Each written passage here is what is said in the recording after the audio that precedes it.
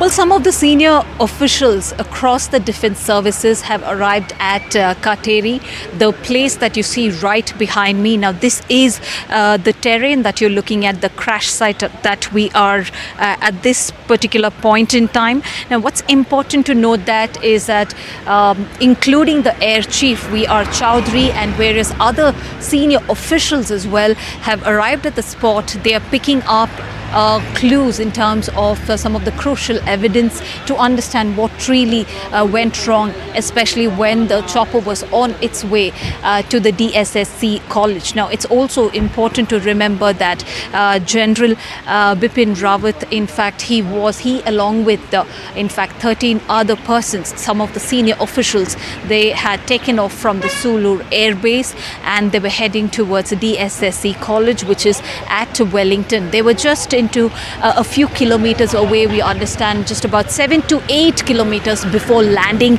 at the Defense Services Staff College. But it was at that particular point in time, right up here in this terrain region, where we understand the crash had taken place.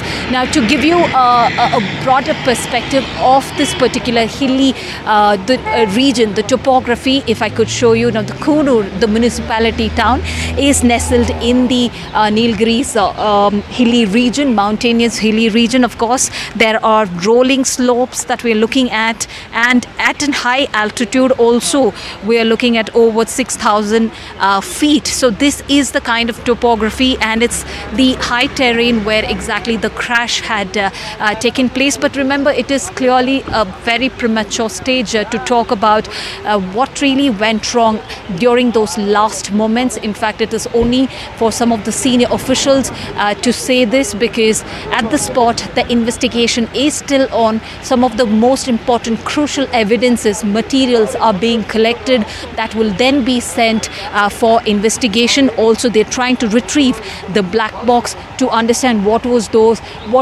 really happened in those final moments, to understand the crash where the chopper was crashed at this very particular spot. Remember, it took away nearly 13 people's lives, and there is only one lone survivor who's now continuing to undergo treatment at the Wellington Military Hospital.